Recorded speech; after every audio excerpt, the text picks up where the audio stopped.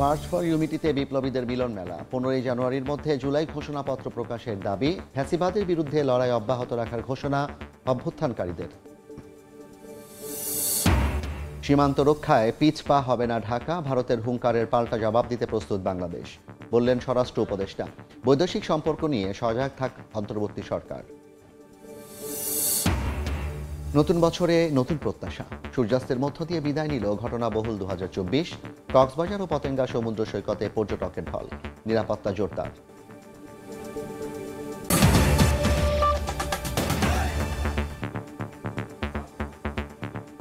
জনপদের সময়ের সঙ্গে আছি আমি জাফর সাদিক। মার্চ ফর ইউনিটিতে কেন্দ্রীয় শহীদ মিনারে বিপ্লবীদের মিলন মেলা। আগামী 15 জানুয়ারির মধ্যে জুলাই গণ অভ্যুত্থানের ঘোষণাপত্র প্রকাশের সময়সীমা বেঁধে দিলেন বৈষম্য বিরোধী ছাত্র আন্দোলন ও জাতীয় নাগরিক কমিটির নেতারা। তাদের দাবি, আগামী নির্বাচন হতে হবে গণপরিষদ নির্বাচন, যেখানে নতুন সংবিধান পাশ করতে হবে। ফ্যাসিবাদের বিরুদ্ধে লড়াই অব্যাহত রাখার প্রত্যয় ব্যক্ত করেন ছাত্র জনতা।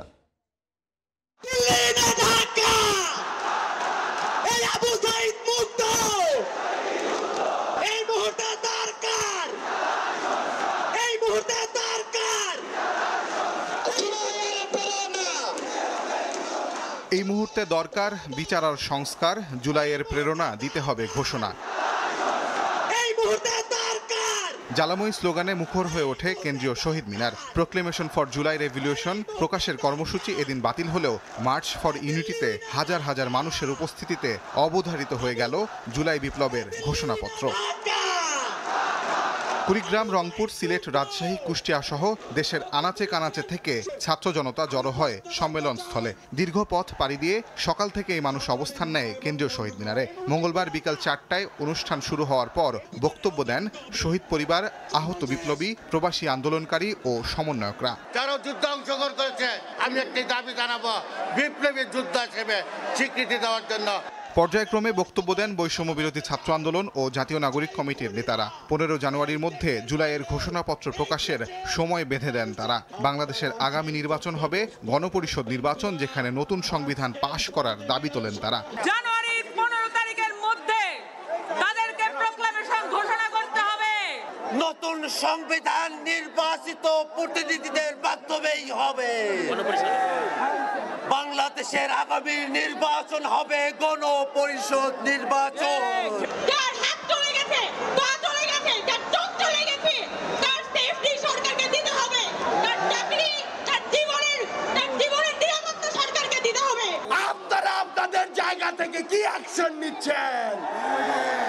এক হাত থেকে যদি আরেক হাতে সিন্ডিকেট যায়, তাহলে সেই হাত আপনারা ভেঙে দিচ্ছেন না কেন? ফ্যাসিবাদীদের বিচার নিশ্চিতের দাবি তুলে ধরেন নেতারা। বাংলাদেশে যতদিন থাকবে ততদিন পর্যন্ত আওয়ামী লীগের কোনো পুনর্বাসন হতে দিবে না। এই বাঘের বাচ্চারা বাংলাদেশে যতদিন থাকবে ততদিন আমরা বিচার এবং সংস্কার প্রক্রিয়া শেষ করে ছাড়বো ইনশাআল্লাহ। আমাদের একমাত্র শত্রু এই আওয়ামী লীগ। আওয়ামী লীগের বিরুদ্ধে আমাদের ফেসিবারিক প্রতিবাদী যতগুলো রাজনৈতিক শক্তি আছে, আমাদের সংগ্রাম অব্যাহত থাকবে। রশি লাগলে রশি নে, কোনে হাসিনার ফাঁসি দে। 2025 সালের মধ্যে শেখ হাসিনার বিচার দেখতে চায় ছাত্র জনতার প্রতিনিধিরা। আওয়ামী লীগের বিচারের আগে কোনো নির্বাচন তারা মেনে নেবে না বলেও জানানো হয় মার্চ ফর ইউনিটি কর্মসূচি থেকে।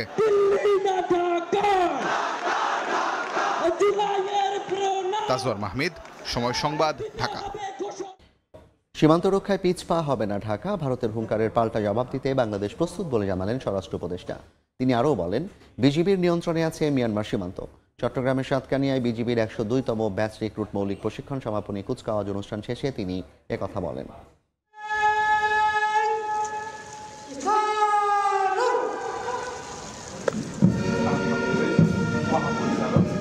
আওয়ামী সরকারের পতনের পর থেকে বাংলাদেশের সঙ্গে সম্পর্কে সুর পাল্টেছে ভারত। পণ্য আমদানি রফতানি, পর্যটন ও চিকিৎসা সেবা সহ নানা বিষয়ে আলোচনায় আসছে এই দুই প্রতিবেশী দেশের সম্পর্ক।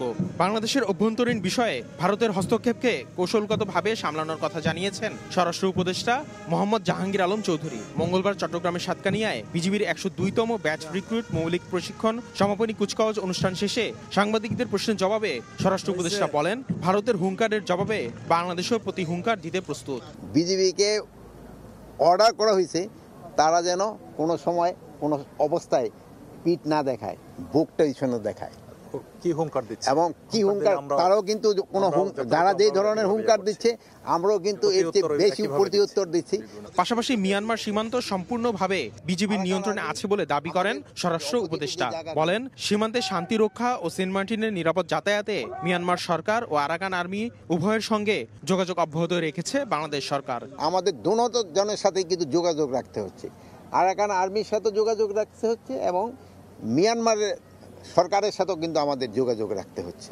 বর্ডার সম্পূর্ণ আমাদের নিয়ন্ত্রণে আছে, বাংলাদেশে কোনো শঙ্কার কোনো কারণ নেই। এর আগে কুচকাওয়াজ অনুষ্ঠান শেষে নবীন সৈনিকদের উপদেষ্টা আহ্বান জানান, কোনো অবস্থাতেই দেশের 1 ইঞ্চি মাটিও বিসর্জন দেওয়া যাবে না। পরে নবীন সৈনিকদের শপথবাক্য পাঠ শেষে সেরা 4 জন নবীন সৈনিককে পুরস্কার প্রদান করেন উপদেষ্টা জাহাঙ্গীর আলম চৌধুরী। কুচকাওয়াজের মাধ্যমে সীমান্ত রক্ষায় আত্মনিয়োগ করলেন এই নবীন সৈনিকেরা। বহির্বিশ্বের হাত থেকে আগলে রাখতে দেশ পেল একদল নির্ভীক যোদ্ধা, যারা শপথ নিলেন সততা, সাহস ও শৃঙ্খলার সাথে সীমান্তের অতন্ত্র প্রহরী হিসেবে দায়িত্ব পালনের। আসিফ মোহাম্মদ সিয়াম, সময় সংবাদ, চট্টগ্রাম। ৩৬৫ দিনের আনন্দ বেদনা গল্পগাথা নিয়ে বিদায় নিল ঘটনাবহুল ২০২৪ সালের শেষ সূর্য। সেই বিদায়ক্ষণকে স্মরণীয় করে রাখতে পর্যটকের ঢল নামে কক্সবাজারের সাগর তীরে। সূর্য ডুবে যাওয়ার সঙ্গে সঙ্গেই প্রাপ্তি আর অপ্রাপ্তির হিসাব নিয়ে বিদায় নেয় আরও একটি বছর। মঙ্গলবার বিকেল ৫টা কক্সবাজার সাগর তীরে ২০২৪-এ শেষ আলো ছড়াচ্ছে আগুন রাঙা সূর্য। গোধূলি রং মেখে আস্তে আস্তে করে বিলীন হচ্ছে শীতের শান্ত সাগরে। সবার নজর সূর্যের দিকে। কেউ বালিয়াড়ির বুকে এঁকে দিচ্ছে বিদায় ২০২৪, স্বাগত ২০২৫। আবার কেউ কেউ মুঠোফোনে বন্দি করছেন মুহূর্ত। লাল সূর্য নিজেকে সঁপে দেয় সাগরে। বিশ্বের দীর্ঘতম সমুদ্র সৈকত কক্সবাজারে এমন মোহনীয় ক্ষণের সাক্ষী হয়েছেন হাজারো ভ্রমণ পিপাসু। পুরনো স্মৃতি, গ্লানি, দুঃখ কষ্ট সব সাগরে জলাঞ্জলি দিয়ে আমরা নতুন বছরকে বরণ করে নেওয়ার জন্য এখানে এসেছি। বছরের শেষ দিনটি প্রিয়জনকে সাথে নিয়ে বেড়াতে এসে অনেক আনন্দ লাগছে, বাচ্চাদেরকে সাথে এনেছি। আমাদের ফ্রেন্ড সার্কেল মোটামুটি যারা আছে সবাই সফল হোক, একদিন সবার সাথে আবার কোনো একদিন দেখা হবে ইনশাল্লাহ। ২০২৪ সালে শেষ সূর্যাস্ত দেখতে সব বয়সী মানুষের পদচারণায় মুখর সাগর তীর। তবে সূর্য ডুবে যাওয়ার সঙ্গে সঙ্গে প্রাপ্তি আর অপ্রাপ্তির হিসেব করছেন অনেকেই। ২০২৫ সালটা যাতে আমাদের সুন্দরভাবে কাটে, এজন্য আমরা আনন্দের সাথে এই সমুদ্র সৈকতের মাঝে আমরা উদযাপন করতে আসছি। ২০২৪ সাল ভালোভাবে শেষ করতে আসছি আর ২০২৫ সাল ভালোভাবে শুরু করার জন্য এই সমুদ্র সৈকতে উপভোগ করতে আসছি। ২০২৪ সাল আমাদের অনেক কিছু নিয়ে গেছে, আবার অনেক কিছু পেয়েছি, আমরা নতুন একটা বাংলাদেশ পেয়েছি। আর এই ২৪ সাল আমাদেরকে আসলে মুক্ত করছে। এদিকে পুরনো বছরকে বিদায় আর নতুন বছর বরণকে কেন্দ্র করে নেওয়া হয়েছে কয়েক স্তরের নিরাপত্তা বলয়। আসন্ন যে 31st নাইট যে উদযাপন হবে, এটার বিষয়ে আমাদের যে টহল পরিকল্পনা এবং হচ্ছে সার্বিক যে নিরাপত্তা ব্যবস্থা, এটা আমাদের জন্য একটা নির্দেশনা রয়েছে। সেই নির্দেশনা মোতাবেক আমরা এই দুপুর থেকেই আমাদের যে রোবাস্ট পেট্রোল এটা আমরা চালু করেছি এবং হচ্ছে শহরের বিভিন্ন পয়েন্টে আমরা তল্লাশি পরিচালনা করছি। 31st নাইটকে কেন্দ্র করে কক্সবাজার সৈকতে ভিড় করে দেশি বিদেশি পর্যটক। সুজাউদ্দিন রুবেল, সময় সংবাদ, কক্সবাজার। এদিকে নতুন বছরকে বরণে কক্সবাজারের হোটেলগুলো সাজানো হয়েছে বর্ণিল সাজে, চলছে নানা আয়োজন। এই মুহূর্তে লাবণী পয়েন্টে আছেন রিপোর্টার সুজাউদ্দিন রুবেল, সরাসরি যাচ্ছি তার কাছে। রুবেল, খ্রিস্টীয় বর্ষকে বিদায় এবং পুরনো যে নতুন বছরকে বরণ, সেভাবে কক্সবাজারে যে পর্যটন নগরীতে যে আয়োজন, সেটি উন্মুক্ত সৈকতে কিছু না থাকলেও কিন্তু সন্ধ্যার পর থেকে আমরা লক্ষ্য করছি যে তারাকামার যে রেস্টুরেন্ট থেকে শুরু করে হোটেলগুলোতে নানা আয়োজন শুরু হয়েছে। এরই মধ্যে আমরা একই রেস্টুরেন্টে রয়েছি, সেই রেস্টুরেন্টে কিন্তু আসলে লক্ষ্য করা যাচ্ছে যে এরই মধ্যে সঙ্গীতানুষ্ঠান শুরু হয়েছে। সেখানে আসলে পর্যটকরা নেচে গিয়ে তারা নিজেদের মতো করে আনন্দ করছে, আনন্দ উদযাপন করছে। আমরা অনেকের সঙ্গে কথা বলেছিলাম, তারা যে বিষয়টি বলছে, যেহেতু 31st নাইট, সেই 31st নাইটকে কেন্দ্র করে কক্সবাজারে তারা এসেছেন এবং যে আনন্দ করার যে উপলক্ষ নিয়ে এসেছিলেন, সেই উপলক্ষ প্রথম দিকে ভাটা নেমে এসেছিল, কিন্তু সন্ধ্যার পর যে তাদেরকে যে নাচ গান শুরু হওয়াতে সেই ক্ষেত্রে অনেকটাই প্রাণ ফিরে পেয়েছে সে বিষয়টি বলছে। আবার অনেকে বলছে যে নতুন বছরের প্রাপ্তি অপ্রাপ্তির অনেক কিছু রয়েছে, সে প্রাপ্তির অপ্রাপ্তির অনেক কিছু নতুন করে শুরু করার জন্য তারা কক্সবাজারে ছুটে এসেন এবং এইখানে এসে আজকে বছরের শেষ সূর্যটি যেমন বিদায় জানিয়েছে, ঠিক তেমনি আগামীকাল ভোরে আবার সমুদ্র সৈকতে এসে তারা নিজেদের মতো করে আসলে নতুন করে নতুন বছর শুরু করার জন্য নানা ধরনের প্রতিজ্ঞা করছেন বা নতুন প্রত্যাশা করছেন, সেই বিষয়গুলো আসলে আমাদেরকে জানিয়েছে। তবে আমরা শুধু এই রেস্টুরেন্টে নয়, অন্যান্য যে তারকা মানে হোটেলগুলোতে রয়েছে, সেই হোটেলগুলোতেও কিন্তু নানা ধরনের আয়োজন শুরু হয়েছে, যেটি রাত 12টা পর্যন্ত চলবে। আর এই যে 31st নাইটকে উপলক্ষ করে কিন্তু আমরা লক্ষ্য করেছি কক্সবাজারে প্রতিটি পয়েন্টে র্যাব পুলিশ সহ টুরিস্ট পুলিশ রয়েছে, সবাই একযুগে নিরাপত্তা দিয়ে যাচ্ছে। প্রতিটি পয়েন্টে তল্লাশি চলছে এবং প্রশাসন যেটি বলছে, নির্বিঘ্নে যাতে পর্যটকরা আনন্দ উদযাপন করতে পারে তার জন্য সবকিছু ব্যবস্থা নেওয়া হয়েছে। তো এই ছিল আমার কাছে কক্সবাজার থেকে সবশেষ।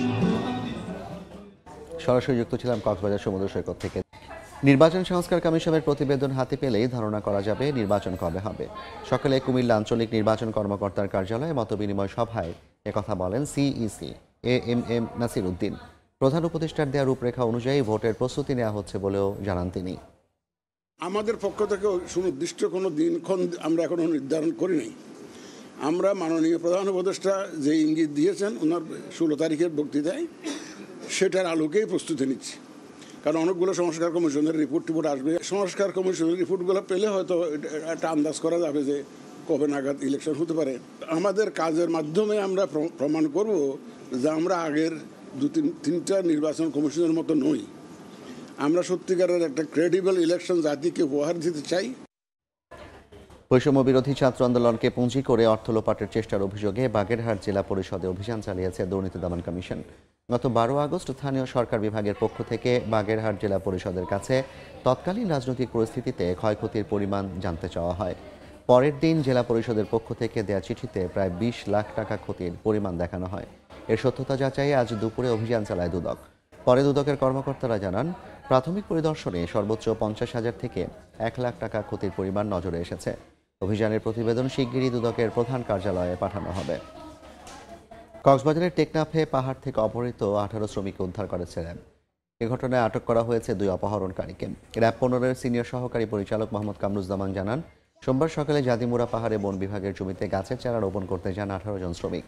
পরে সেখান থেকে তাদের অপহরণ করে নিয়ে যায় একটি চক্র। রাতে মুক্তিপণ দাবি করে এবং ভুক্তভোগীদের ফোন দেয় অপহরণকারীরা। পরে মঙ্গলবার বিকেলে জাদিমুরা পাহাড়ি এলাকায় অভিযান চালিয়ে তাদের উদ্ধার করে র্যাব। এদিকে সকালে হোয়াইটকং শ্যামলাপুর সড়কে 2টি অটোরিকশা থামিয়ে চালক সহ 8 জনকে অপহরণ করে দুর্বৃত্তরা। তাদের উদ্ধারে অভিযান চলছে বলে জানিয়েছে র্যাব। চাঁদপুরের মেঘনায় জাহাজে 7 জনকে খুনের দায় স্বীকার করে আদালতে স্বীকারোক্তিমূলক জবানবন্দি দিয়েছেন আসামি আকাশ মণ্ডল প্রকাশ ওরফে ইরফান। 7 দিনের রিমান্ড শেষে দুপুরে জেলার অতিরিক্ত চিফ জুডিশিয়াল ম্যাজিস্ট্রেট মোর্শেদুল আলমের আদালতে তোলা হয় ইরফানকে। এ সময় স্বীকারোক্তিমূলক জবান দেন তিনি। আদালতকে ইরফান জানায়, চেতনানাশক ওষুধ খাইয়ে মোট 8 জনকে হত্যার চেষ্টা করেন তিনি। এর মধ্যে জুয়েল নামে একজন বেঁচে যান। জাহাজের মাস্টার কিবরিয়ার বৈষম্যমূলক আচরণের জন্যই এই হত্যার পরিকল্পনা করেন তিনি। পরে ইরফানকে কারাগারে পাঠানোর নির্দেশ দেন আদালত। গত 23 ডিসেম্বর চাঁদপুরের হাইমচরের মেঘনা নদীতে নোঙর করা কার্গো জাহাজ MV আল বাখেরায় 7 জনকে হত্যার ঘটনা ঘটে। জনপদের সময় শীর্ষ সংবাদগুলো জানিয়ে দিচ্ছি আরেকবার।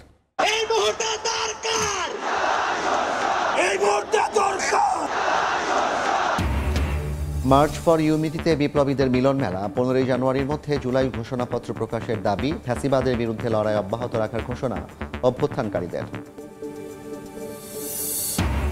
এবং নতুন বছরে প্রত্যাশা নতুন, সূর্যাস্তের মধ্য দিয়ে বিদায় নিল ঘটনাবহুল 2024। কক্সবাজার ও পতেঙ্গা সমুদ্র সৈকতে পর্যটকের ঢল, নিরাপত্তা জোরদার।